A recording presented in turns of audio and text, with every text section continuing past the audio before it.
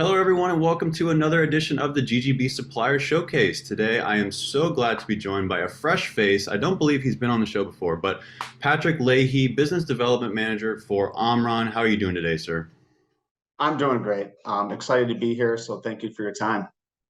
Of course, of course. And I'm actually really interested for this interview, and that's not just me telling you that. I'm interested because most of the companies, if not all the companies that I usually talk to on a day-to-day basis, are extremely obviously deep dive into gaming, and usually like even a specific niche within gaming. You know what I mean? So it's very very defined and very like cut and dry and everything like that. Whereas Omron is like very much the opposite of that, and it's a new blend of a company that we don't get to work with very often. So I know there's a lot of tentacles and kind of a lot of things. It's a very, very big and extensive company. So if you could just give a short overview of the company and kind of like its various tentacles. Okay. So yeah, Omron Corporation is a Japanese company.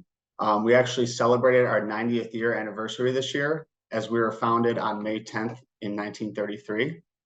So four of the distinct business companies of Omron are the Omron Automations Division, our Omron Healthcare Division, our Omron Social Systems Division, and then Omron Device and Module Solutions Division.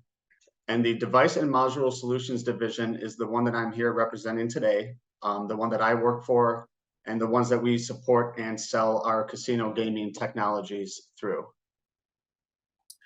Awesome, awesome. So, kind of, obviously going off of that base, um, one of the reasons why I love having like not exact gaming companies on is because they offer such a fresh perspective, and I feel like they approach the industry from a different perspective. So, you guys obviously have a really big impact on the industry in that this industry is increasingly becoming digital and electronic, and you guys obviously are the kind of the fuel that is for that fire.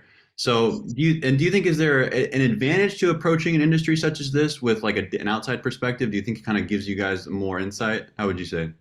So I do think it does. So a lot of people know Omron Device and Module Solutions for our component-based products, which is our relays, switches, sensors, and connectors.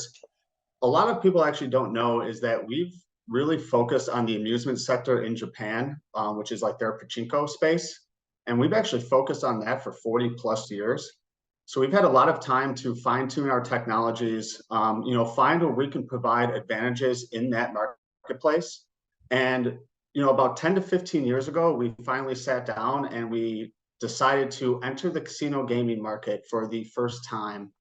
And yes, while we were not super hyper focused on casino gaming, we definitely used our experience that we had with the pachinko industry to really then choose applications within casino gaming and technologies where we had the experience, we had a great product, and we were providing an advantage to the market. So we have found success with taking not a super hyper focus. We're hyper focused in what applications and technologies we support and also the customers we are looking to partner with, but we utilize our other capabilities, our other technologies to bring those advantages to the casino gaming. So I do think it provides a very good advantage for us because we have a wealth of experience, technical knowledge. And I think because we're such a big corporation, we're able to apply that to the casino gaming market. Yeah, I think that's fascinating, and I would imagine, and I don't want to stick too long on this point, but I would imagine that one thing that I talked about a lot with suppliers, specifically casino gaming suppliers, over the last year or so, I did a lot of stuff kind of post COVID, if you will, kind of like how are people still dealing with COVID. And one of the things that was a common theme was talking about obviously supply chain issues and resources and things like that. And I would just imagine, I'd have to imagine that a company as diverse and extensive as yourself would have maybe not an advantage. Obviously, we're all kind of in the same boat, but I would sense that there's kind of like some unique solutions and things that you guys can come up with regards to those problems.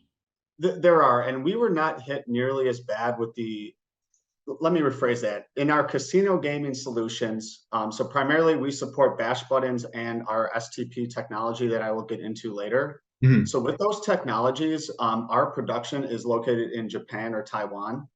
So a lot of the supply chain issues that maybe plagued China or other regions that were shut down for longer period of time, we did not see those issues impact us as much as other regions did.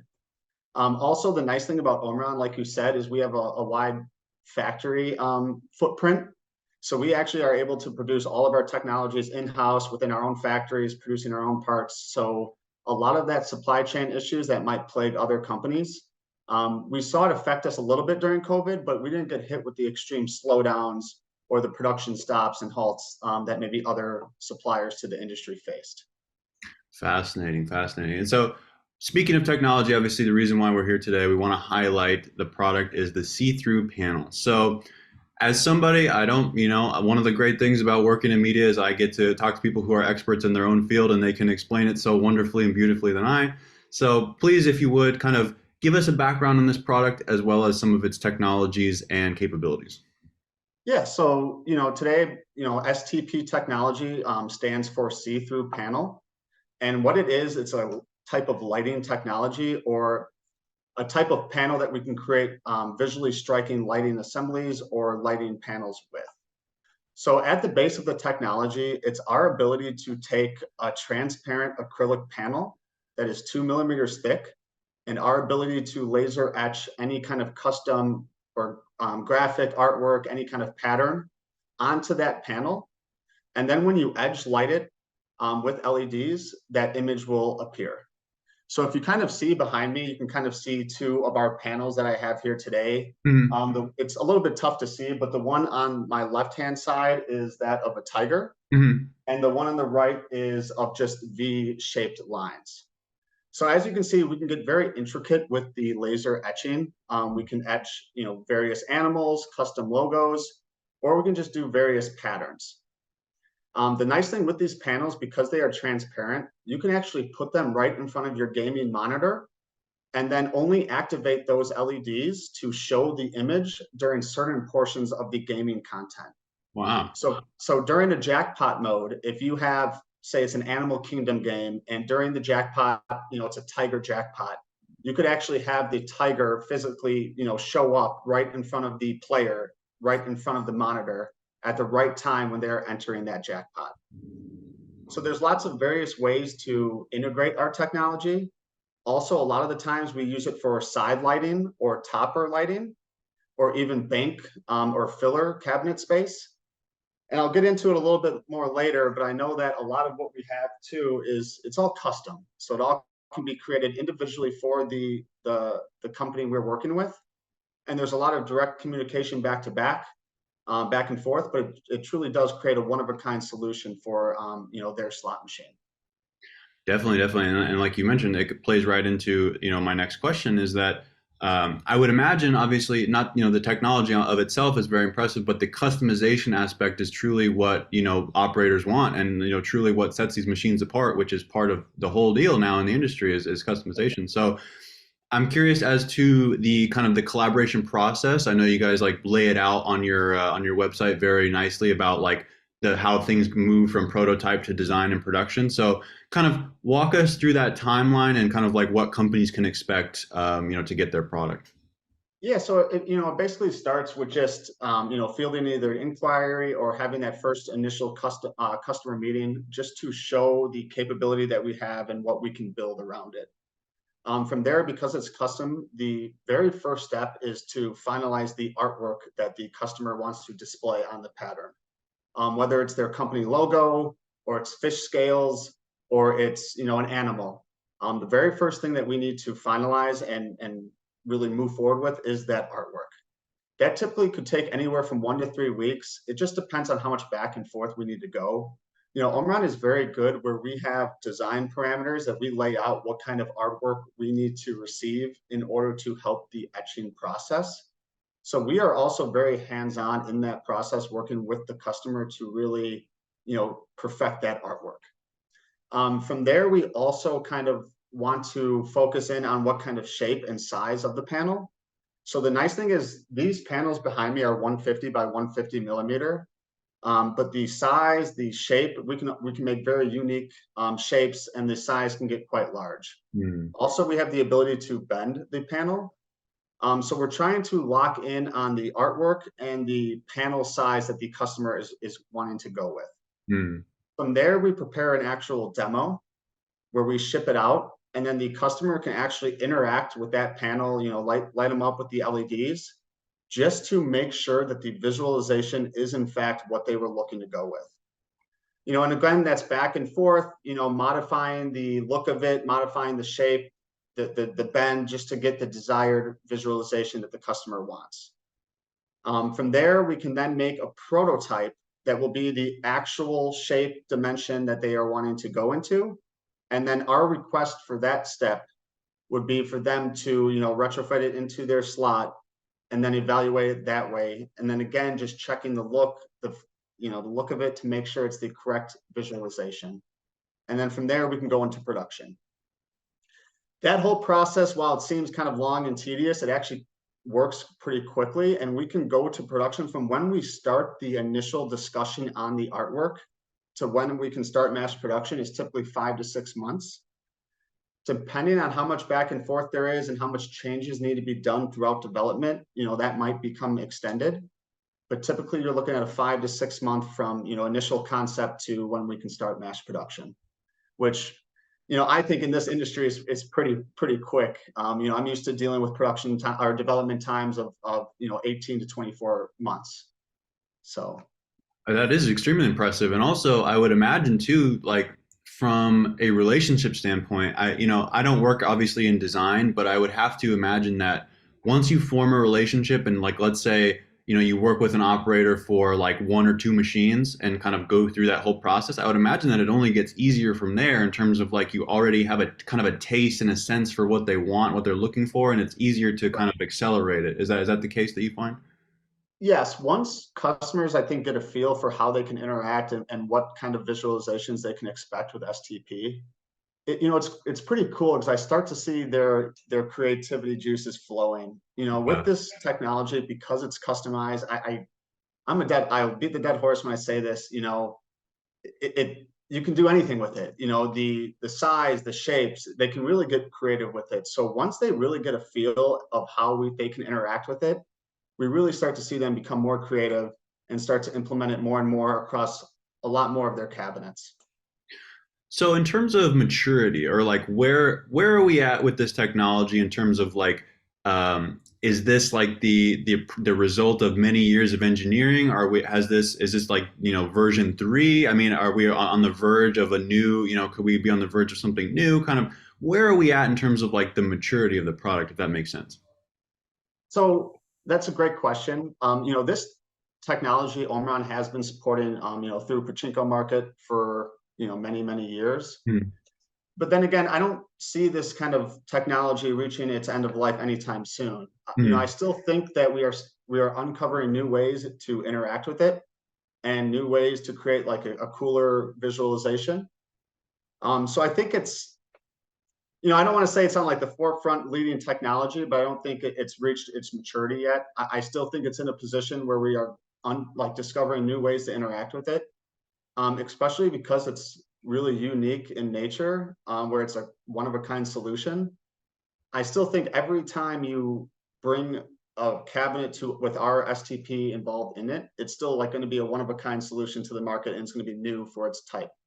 So we still are able to create new custom assemblies that is like the market's never seen before.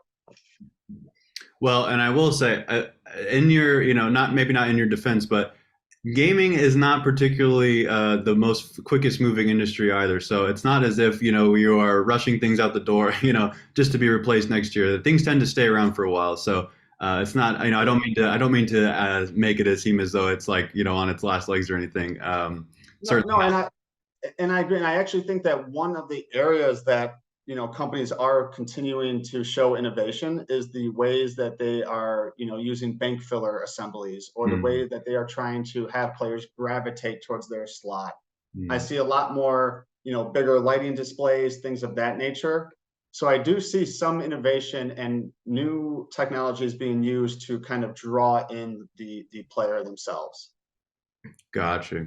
Well, this is, we've had a lot really great conversation so far. We've touched on a lot of great things, and thank you so much, obviously, for your time. I want to get you out of here on this, and I kind of want to, tie it back to the beginning and kind of put a nice bow on everything. We've talked about this we've kind of walked around this conversation a little bit, but I kind of want to just like address it, obviously, to end. So, when we're talking about slot technology, and really at the end of the day, the gaming is diversifying like never before. But at the end of the day, the backbone of the industry always comes down to retail slots, and they continue to be the king of the industry in many ways. But obviously, operators, I tend to believe that if operators could just have a casino like one door here and the other door here and filled completely with slots, that they'd probably prefer that. But obviously you need some variety. So anyway, what I mean to say is that floor space is, when you look at it, it's probably the most finite resource in gaming, and the need to differentiate machines and capture players' attention is like at an all-time high. I think we can all agree that if no matter what your personal taste or preferences are, I don't think there's any customers left who are walking into casinos and walking up to the 70s and 80s slot machines. I don't think that that's happening anymore, unfortunately. So obviously it's more important than ever. So we've touched on all like the great aspects of Omron. What would be your answer to just the question of why should suppliers go through you guys for this absolutely critical technology that they need? So the nice thing about working with Omron is when you're going to see your slot machine on the slot floor of the casino floor, you will see your slot being the only customer or the only slot machine with that unique lighting assembly, either on the side of the slot or for the topper or for the bank filler. And I think that will resonate amongst the players. So a lot of the players that enter the casino, kind of like you mentioned, 80% of the slot floor, if not more, will be filled by your slot machines. Yes, they remember certain content of the game that's on the slot, but they can also remember, oh, hey, I played that one slot that had lightning bolts going down the side. That was a really cool feature. Well, if it's Omron's STP that's creating those lightning bolts, your slot cabinet will be the only one on the floor with that solution. So that will guarantee the players coming back to play your slot for that feature. So it's a good way to create a visual, eye-catching slot machine that will be the only one like it on the slot floor. And then players will start to remember and draw that brand recognition based on that cool lighting assembly or that topper wheel that you had that featured that unique lighting assembly. Definitely. Well, Patrick, it's been great talking with you. I absolutely love talking to the more behind the scenes people. Not everybody, there are a lot of wealth of businesses in this industry that do a lot of important work that often goes unnoticed or maybe doesn't have the same instant recognition tied to it. But I look forward to seeing what's next for Omron and you specifically. So thanks again for joining us. Yeah, thank you. I enjoyed our time here today, and I encourage anybody to find out more on Omron to go to components.omron.com. And again, I appreciate your time, so thank you very much. Thank you for joining us for the GGB Gaming Supplier Showcase, our exclusive look at the best products and services produced by vendors for the gaming, iGaming, and sports betting industries. For more information about the GGB Supplier Showcase, contact Terry Brady at tbrady@ggbmagazine.com.